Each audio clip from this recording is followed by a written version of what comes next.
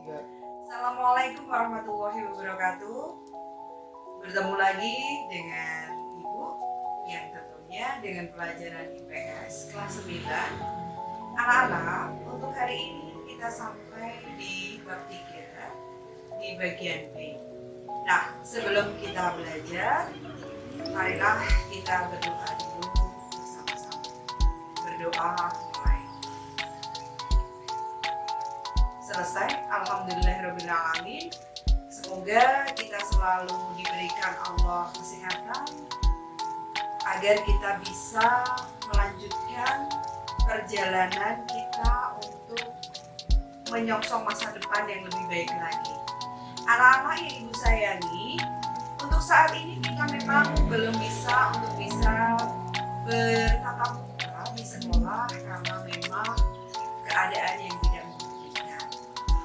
Di bab 3 ini kita akan masuk ke materi ketergantungan antar uang dan pengaruhnya terhadap kesejahteraan masyarakat. Nah, di bab B-nya kita akan belajar tentang mengembangkan ekonomi kreatif berdasarkan potensi wilayah untuk meningkatkan kesejahteraan masyarakat. Anak-anak, kalian pasti Ibu tahu kalian mempunyai banyak ide-ide kreatif dalam membuat produk atau bisnis nantinya, atau sedang menciptakan dan berinovasi untuk membuat sesuatu yang belum pernah dibuat sebelumnya. Berarti kalian cocok untuk terjun ke dalam ekonomi kreatif. Hal ini penting karena apa? Perubahan dunia segalanya itu dinamis. Jadi dunia itu dinamis, tidak diam saja, menuntut kalian untuk bisa lebih kreatif dan dalam melakukan kegiatan ekonomi. Ya, sebelum kita menginjak ke materi kita yang selanjutnya, Ibu akan memberikan kalian tujuan pembelajaran. Tujuan pembelajarannya yang pertama, menjelaskan konsep ekonomi kreatif. 2. Mengidentifikasi subsektor industri kreatif. 3. Mencontohkan macam-macam ekonomi kreatif. 4. Mendeskripsikan upaya pengembangan ekonomi kreatif. Konsep ekonomi kreatif. Apa itu kreativitas? Kreativitas adalah kemampuan seseorang untuk melahirkan sesuatu yang baru, baik itu berupa gagasan maupun karya nyata yang relatif berbeda dengan yang ada sebelumnya. Pengertian ekonomi kreatif merupakan pengembangan konsep yang berlandaskan sumber aset kreatif yang diharapkan mampu meningkatkan pertumbuhan potensi ekonomi. Subsektor industri kreatif. Periklanan atau advertising. Kegiatan ini berkaitan dengan jasa periklanan, yakni komunikasi satu arah dengan menggunakan medium tertentu, melalui proses kreasi, operasi, dan distribusi dari periklanan yang dihasilkan. Misalkan, riset pasar, perencanaan komunikasi periklanan, media periklanan luar ruang, produksi material periklanan, promosi, dan kampanye. Selain itu, tampilan periklanan di media cetak dan elektronik, pemasangan berbagai poster dan gambar, penyebaran selebaran, pamflet, dan sejenisnya, dan delivery advertising material or sample, serta penyewaan kolom untuk iklan. Arsitektur. Kegiatan ini berkaitan dengan desain bangunan secara menyeluruh, baik dari level makro sampai level mikro. Misalkan arsitektur taman, perencanaan kota, perencanaan biaya konstruksi, konservasi, bangunan warisan sejarah, pengawasan konstruksi, konsultasi kegiatan teknik seperti bangunan sipil dan rekayasa mekanika dan elektrikal. Pasar barang seni. Kegiatan ini berkaitan dengan perdagangan barang-barang asli, unik dan langka serta memiliki nilai estetika seni dan sejarah yang tinggi melalui lelang, galeri, toko, pasar swalayan, percetakan, kerajinan.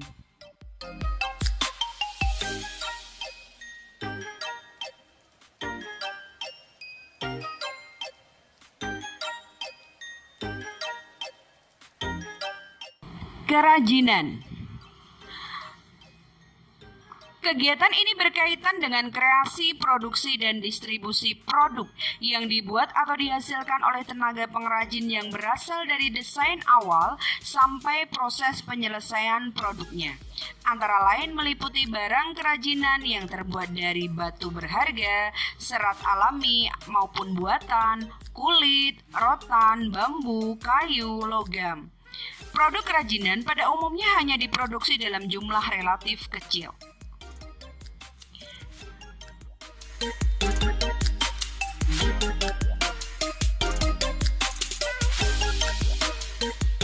Desain. Industri kreatif ini berkaitan dengan kreasi desain grafis, desain interior, desain produk, desain industri, konsultasi identitas perusahaan dan jasa riset pemasaran, serta produksi kemasan dan jasa pengepakan. Fashion. Kegiatan ini berkaitan dengan kreasi desain pakaian, desain alas kaki, dan desain aksesoris mode lainnya, produksi pakaian mode dan aksesorisnya, serta konsultasi lini produk tersebut. Video, film, dan fotografi. Kegiatan ini berkaitan dengan kreasi produksi video, film, dan jasa fotografi, serta distribusi rekaman video dan film, termasuk di dalamnya penulisan skrip, dubbing film, sinematografi, sinetron, dan lain sebagainya. Permainan interaktif. Kegiatan ini berkaitan dengan kreasi, produksi, dan distribusi permainan komputer dan video yang bersifat hiburan, ketangkasan, dan edukasi. Subsektor permainan interaktif bukan didominasi sebagai hiburan semata-mata, tetapi juga sebagai alat bantu pembelajaran atau edukasi. Musik. Kegiatan ini berkaitan dengan kreasi dan komposisi, pertunjukan, reproduksi, dan distribusi dari rekaman suara. Seni pertunjukan atau showbiz. Kegiatan ini berkaitan dengan usaha pengembangan konten, produksi pertunjukan, misalkan pertunjukan wayang, balet, tarian tradisional, tarian kontemporer, drama, musik, desain, dan pembuatan busana pertunjukan, tata panggung, serta tata pencahayaan.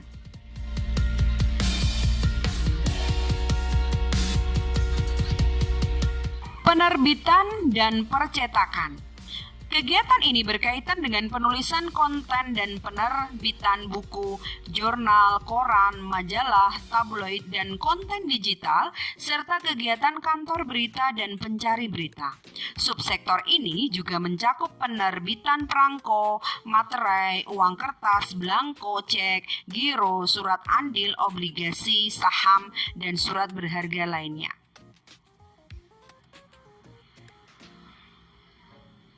Layanan komputer dan peranti lunak. Kegiatan ini berkaitan dengan pengembangan teknologi informasi termasuk layanan jasa komputer, pengolahan data, pengembangan database, pengembangan piranti lunak, integrasi sistem, desain dan analisis sistem, desain arsitektur peranti lunak, serta desain portal termasuk perawatannya. Televisi dan radio. Kegiatan ini berkaitan dengan usaha kreasi, produksi, dan pengemasan acara televisi, penyiaran dan transmisi konten acara televisi dan radio, termasuk kegiatan stasiun relay, siaran radio, dan televisi. Riset dan pengembangan. Kegiatan ini berkaitan dengan usaha inovatif yang menawarkan penemuan ilmu dan teknologi serta mengambil manfaat terapan dari ilmu dan teknologi tersebut guna perbaikan produk dan kreasi produk baru. material baru, alat baru, metode baru, dan teknologi baru yang dapat memenuhi kebutuhan pasar.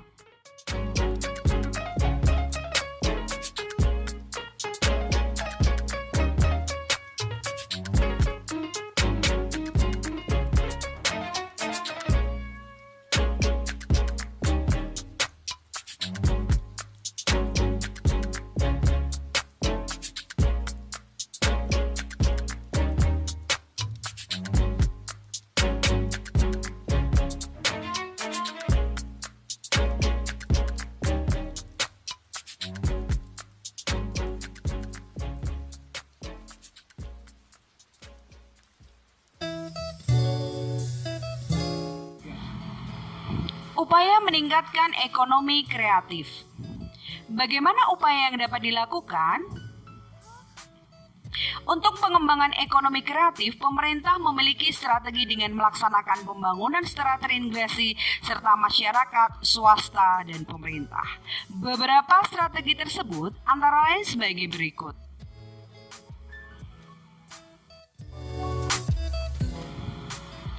Menyiapkan insentif untuk memacu pertumbuhan industri kreatif berbasis budaya. Membuat roadmap industri kreatif yang melibatkan berbagai lembaga pemerintah dan kalangan swasta. Membuat program komprehensif untuk menggerakkan industri kreatif melalui pendidikan, pengembangan sumber daya manusia, desain, mutu, dan pengembangan pasar.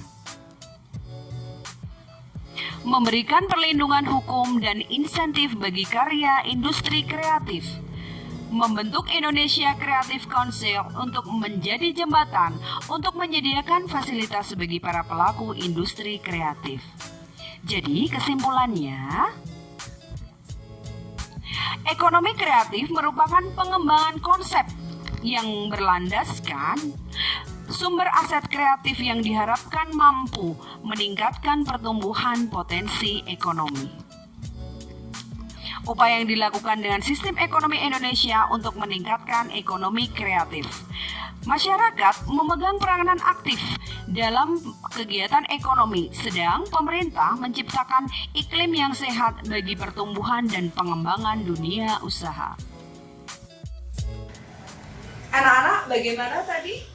Setelah kalian menyimak video pembelajaran tentang ekonomi kreatif, Ibu berharap kalian nanti kalau sudah misalkan lulus SMA atau kalian lulus kuliah, kalian akan menjadikan manusia-manusia menjadi manusia-manusia yang kreatif. Berarti kalian harus membuat produk apapun itu yang kreatif, yang bisa untuk diminati semua halayak. Dan Ibu berharap kalian bisa untuk melakukan itu. Nah, anak-anak, untuk minggu depan kita akan melakukan Zoom. Kita akan mengulang lagi tentang ekonomi kreatif dan materi-materi yang nanti akan kita pelajari atau nanti akan dibuat rangkuman untuk PAS, karena sebentar lagi kalian akan melakukan PAS. Ibu harap kalian tetap semangat, kalian tetap sehat. Selamat belajar. Assalamualaikum warahmatullahi wabarakatuh.